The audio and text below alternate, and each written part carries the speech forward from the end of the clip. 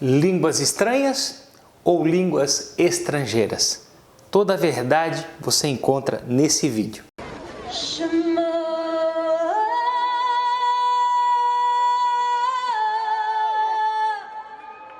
Shalom, irmão Fernando aqui. Vamos falar hoje sobre esse tema que é tão polêmico.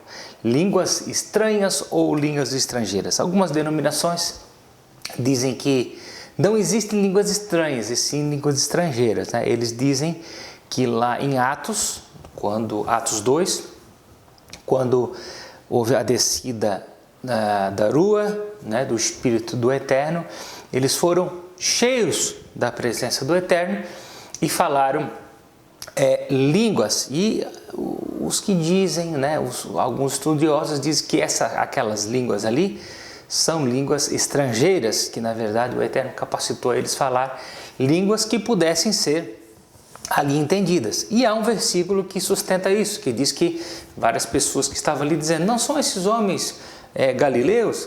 Como é que nós estamos ouvindo eles falar nas nossas línguas, né?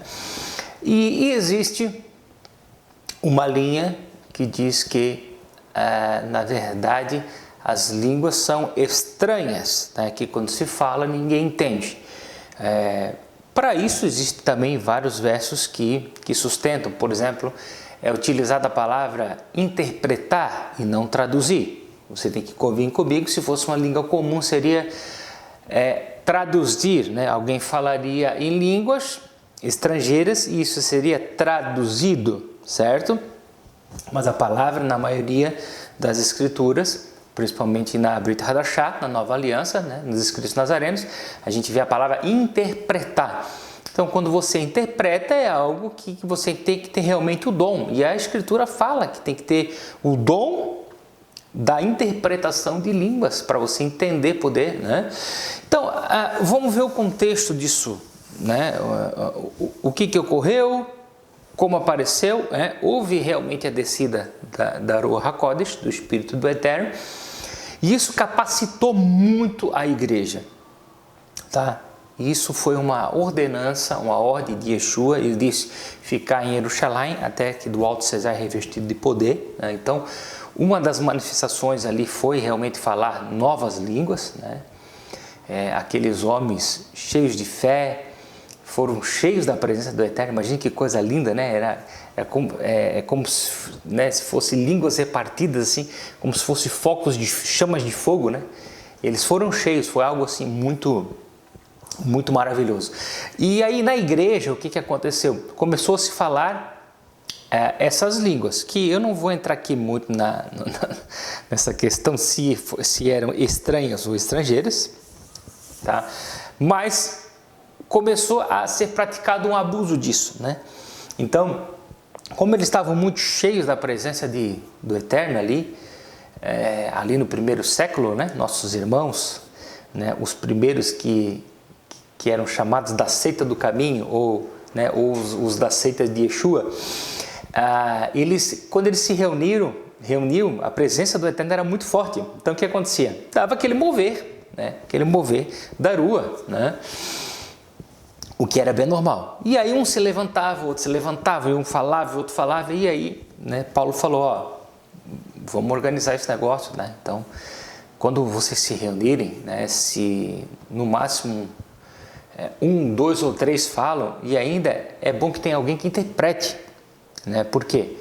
Porque na verdade, o que nós aprendemos com Shaul, que é Paulo?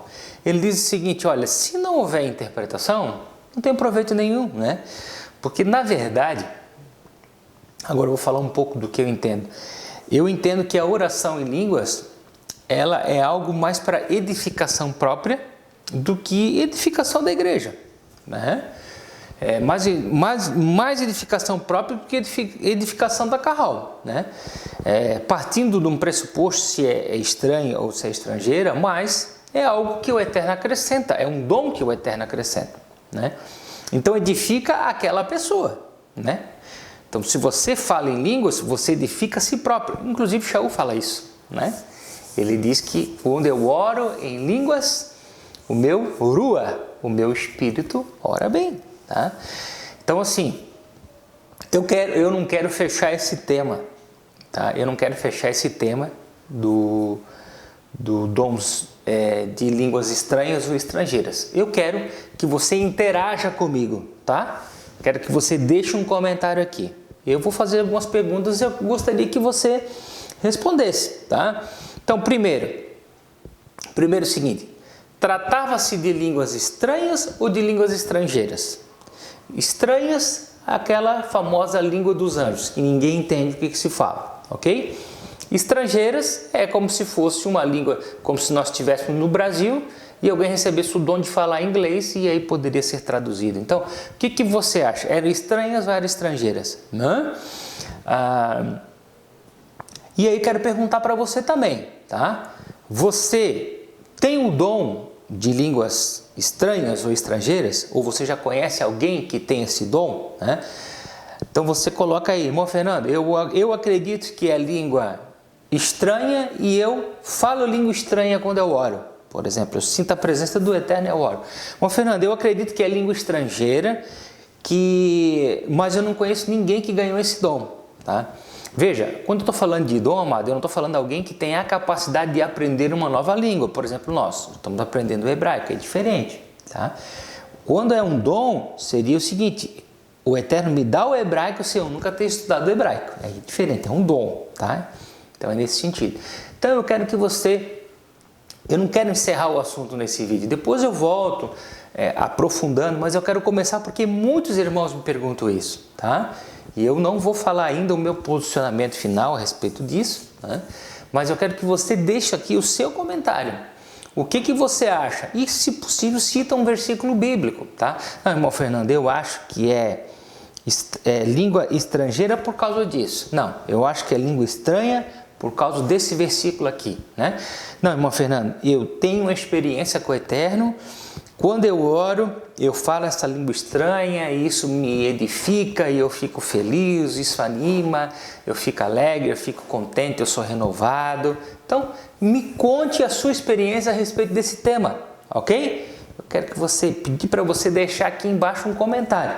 Deixa um comentário, tá? Para que a gente ajude, né? Depois, em breve, eu vou vir com outro vídeo trazendo estudos e aí dá um direcionamento melhor para os irmãos. Mas agora eu quero saber o que vocês entendem a respeito disso.